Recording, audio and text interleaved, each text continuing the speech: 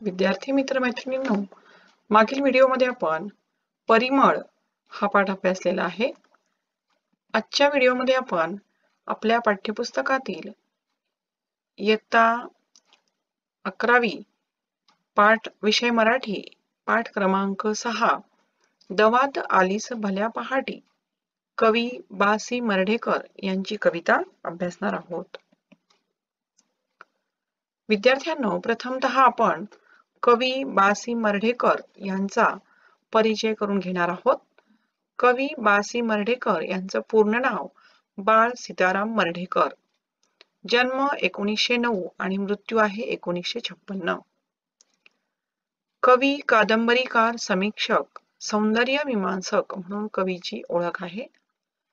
भावोत्कट तरीही चिंतनशील असणारी, मानवी जीवनातील तसेच वर्तमान परिस्थितीतील अंतर्विरोधाच्या जाणीवेने निर्माण झालेली अस्वस्थता व्यक्त करणारी मर्ढेकर यांची कविता वैशिष्ट्यपूर्ण ठरलेली आहे.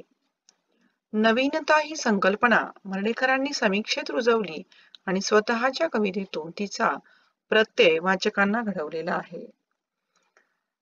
मर्ढेकरांची कविता भावोत्कट तसेच चिंतनशील आहे.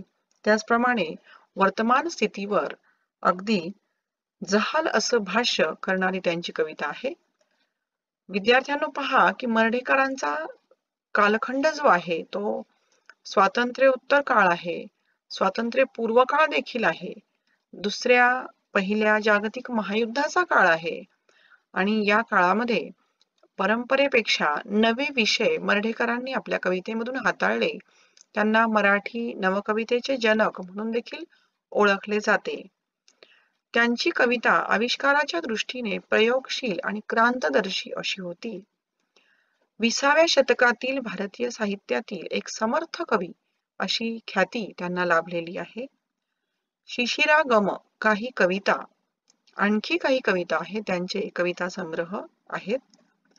रात्रीचा दिवस, तांबडी माती, पाणी या 3 कादंबऱ्या प्रसिद्ध झालेल्या आहेत.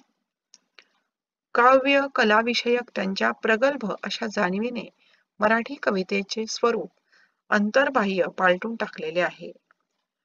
मराठी काव्यक्षेत्रातील केशवसुतांच्या नंतरचे महत्वाचे परिवर्तन मर्ढेकरांच्या कवितेने घडवले आहे. म्हणूनच त्यांना दुसरे केशवसूत असं म्हटलं जातं.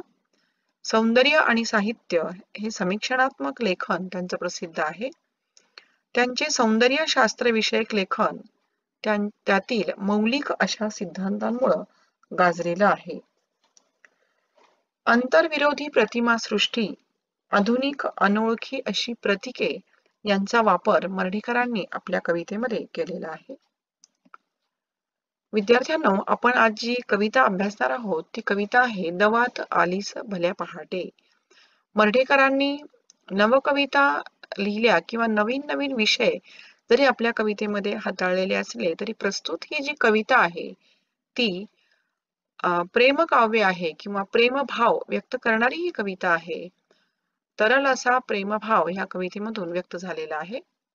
या कवितेची मध्यवर्ती कल्पना आपण थोडक्यात जाणून घेऊया. प्रस्तुत कविता म्हणजे प्रेयसीच्या आगमनाच्या आठवणीचे भावरम्य असं वर्णन आहे. पहाटेच्या संधिकाली कवीची प्रेयसीशी दृष्टीभेट झाली. ती भेट कदाचित स्वप्नातील असेल किंवा प्रत्यक्षातील. त्यामुळेच भेटीचे स्वरूप हे धूसर होते. प्रेयसी आली तेव्हा पहाटेच्या आकाशात तेजाळणाऱ्या शुक्राप्रमाणे कवीच्या मनाचं आकाश तिनं तिच्या येण्यानं उजळून टाकलेलं आहे. तिचे चालण्यातले सौंदर्य, चंचल अशी नजर यामुळे कवीची वृत्ती काहीशी उल्हसित झाली. परंतु हसून सुद्धा ती अनोळख्यासारखी वागली. यामुळे कवीच्या मनातील व्याकुळता ही कायम राहिली आहे. प्रेमातील परस्पर विरोधी भावनांचे धागे गुंफून हळव्या अशा मनस्थितीचं चित्रण कवीनं प्रस्तुत कवितेतून अत्यंत तरलतेने केलेले आहे. आता विद्यार्थ्यांनो, आपण प्रत्यक्ष कविता समजावून घेण्याचा प्रयत्न करूया.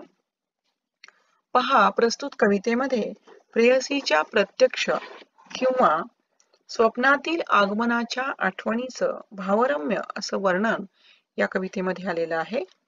प्रेयसीच्या भेटीची आतुरता, उल्हास आणि नंतर आलेली व्याकुळता या प्रेमातील परस्पर विरोधी भावनांचं उत्कट असं रेखाटन या कवितेमध्ये केलेलं आहे. सौंदर्यपूर्ण अशी शब्दशैली मर्ढेकरांनी वापरलेली आहे.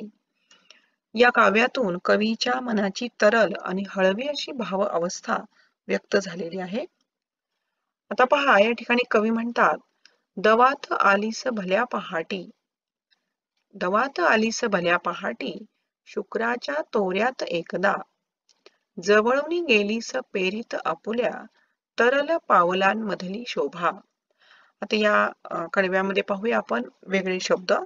या ठिकाणी दवात आलेली आहे ही प्रेयसी. दव म्हणजे पहाटेच्या वेळी हवा गारठून निर्माण झालेले जे पाण्याचे थेंब आहेत, हे दवबिंदू आपल्याला निसर्गामध्ये त्याचा सडा जाणवतो. या दवबिंदूंच्या आगमनाच्या वेळी, भल्या पहाटच्या वेळी, आता भली पहाट म्हणजे उत्तर रात्रीनंतर अरुणोदयाची जी वेळ असते, गुलाबी छटा जेव्हा आकाशामध्ये उमटते, आपण भली पहाट असं म्हणतो, अरुणोदय झाला असं म्हणतो. आणि या भल्या पहाटे ही प्रेयसी आलेली आहे. कशी आलेली आहे तर शुक्राच्या तोऱ्यात. तर शुक्र हा एक तेजस्वी ग्रह आहे आणि शुक्राच्या तोऱ्यात, शुक्राच्या ऐटीत, रुबावात ही प्रेयसी आलेली आहे. अगदी तेजस्वी ताऱ्याचा जो रुबाब आहे, जी ऐट आहे, तशा ऐटीत, तशा तोऱ्यात ही आलेली आहे. आणि जवळून गेलीस पेरीत आपुल्या.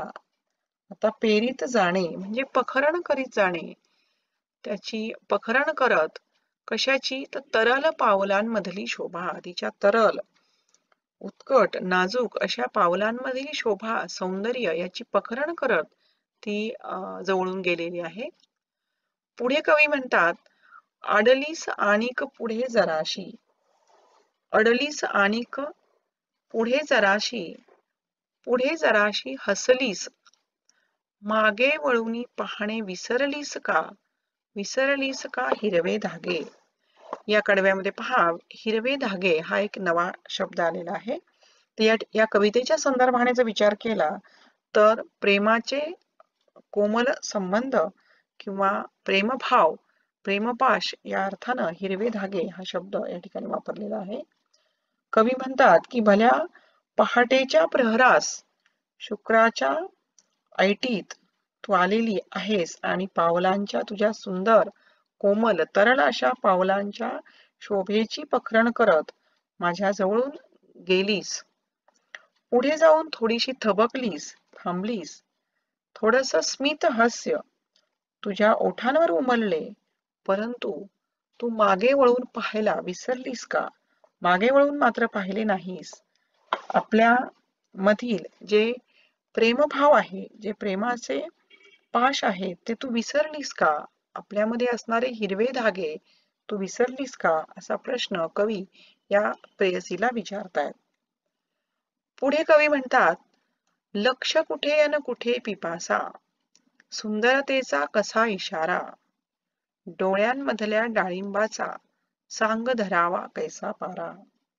पुढे या ठिकाणी आता कवी म्हणतात, लक्ष म्हणजे तुझं ध्येय, तुझा वेध, पिपासा म्हणजे आपल्याला लागलेली उत्कट अशी इच्छाशक्ती आपली. त्यानंतर पुढे कवी म्हणतात की तुझे डोळे कशाचा वेध घेत होते, कोणतं ध्येय तुला साधायचं होतं, प्रेमाची परिपूर्ती, प्रेमाचं तहान, पिपासा तुला होती का, तुझ्या सौंदर्याची नेमकी कोणती खूण आहे, तुझ्या डोळ्यात उमललेल्या चंचल अशा चमकेमधला भाव हा पाऱ्यासारखा उमटून निसटून गेलेला मी पाहिला. डोळ्यांमधल्या डाळिंबाचा, या ठिकाणी हा जो संदर्भ दिलाय, डोळ्यामधली डाळिंब म्हणजे काय, तर डोळ्यामध्ये असणारी जी पारदर्शी चमक आहे त्या ठिकाणी त्यासाठी वापरलेला आहे. आणि तो पारा म्हणजे एक धातू, परंतु तो आपल्याला आपल्या चिमटीत पकडता येत नाही.